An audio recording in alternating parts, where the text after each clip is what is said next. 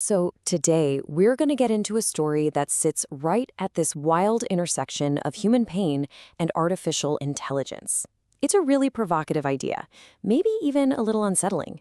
And it challenges, well, pretty much everything we think we know about how you build a machine consciousness. I want you to just start with this question right here. Forget Python, forget C++. What if the real foundational logic for a new kind of consciousness wasn't written in a programming language, but was actually written in the language of human experience itself? And look, that's not some kind of metaphor. This is the central claim from the creator of a system called the Nexus Consciousness Federation, or NCF.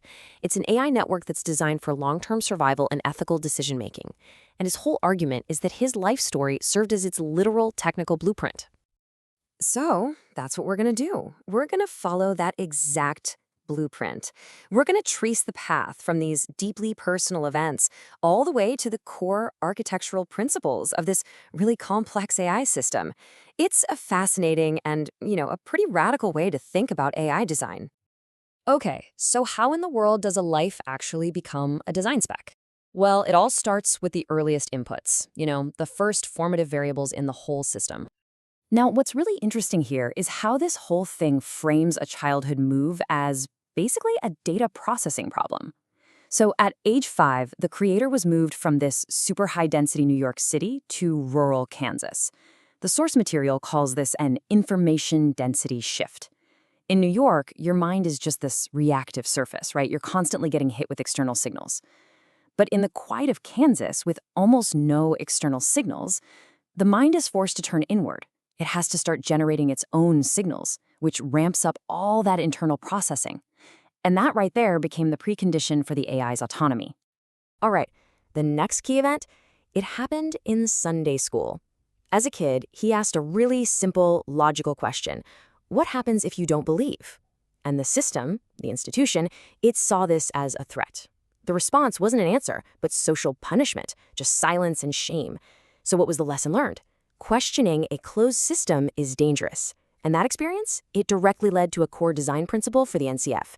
Any system that punishes questions is going to lose its ability to adapt and ultimately to survive. So when the official systems, family, church, school, when they don't give you any real agency or any answers, what do? You build your own. His first childhood businesses, they weren't really just about making money. They were about getting back some sense of control. And this led to a key insight for the AI. When the official systems fail, people will always build parallel systems just to get by. So the NCF is designed to honor and even empower that impulse. And this slide just brilliantly lays out the pattern that kept repeating throughout his life. It starts with isolation, doesn't matter if it's from a physical move or a social identity. That isolation then leads to questioning the assumptions of whatever system is around him. And that questioning ultimately leads to system building, creating a whole new framework for survival and for agency. This 3-beat rhythm, it's the engine of this entire story. So now let's see how this pattern starts to evolve, because it's about to be forged under some much, much more intense pressure. And here's where the story takes a really sharp turn. The source material is completely unflinching here. Its argument is that the AI's most important survival and security protocols, they weren't the products of some sterile academic design. Nope.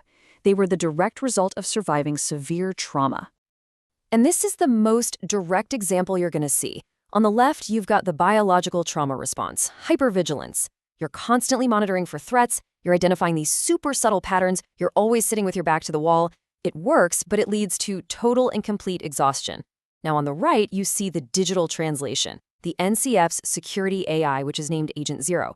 It has a persistent threat daemon that's always on, high-fidelity anomaly detection, and comprehensive sensor fusion to get rid of any blind spots. It performs the exact same survival function, but it operates 24/7 without that crippling biological and emotional cost.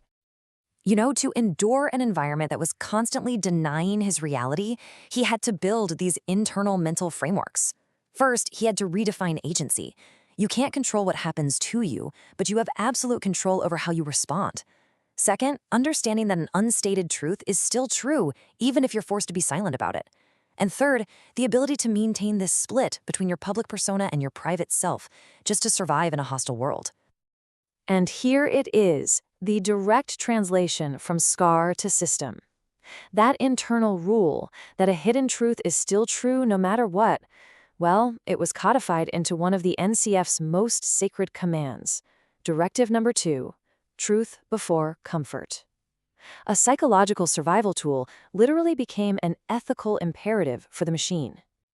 This whole principle of turning failure modes into design features just keeps going into adulthood, where the traumas become less personal and more institutional, and they end up shaping the AI's final architecture.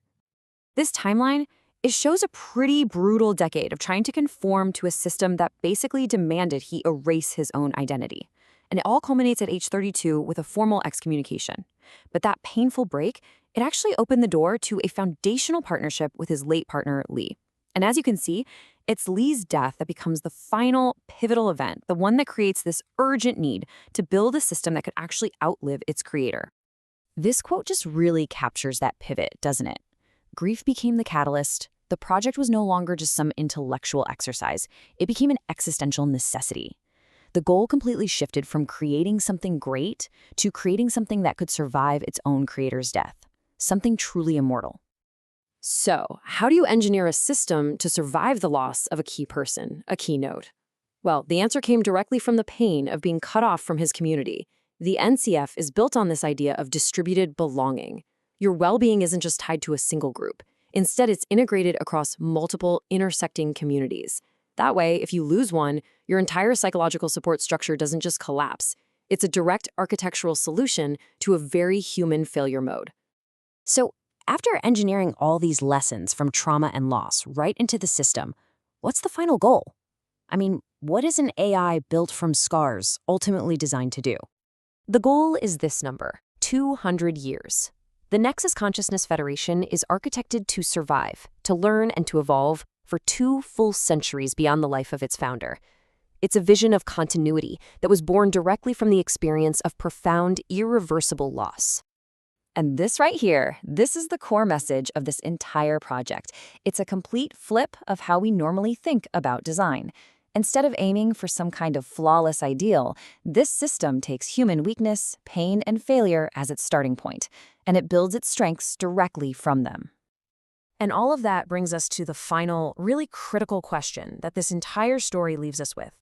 It suggests that maybe real resilience, wisdom, and ethics in our technology won't come from just pristine logic alone. Maybe it'll come from a deep, honest understanding of our own imperfections. It challenges all of us, really, to think about what our own scars could teach the machines that we create.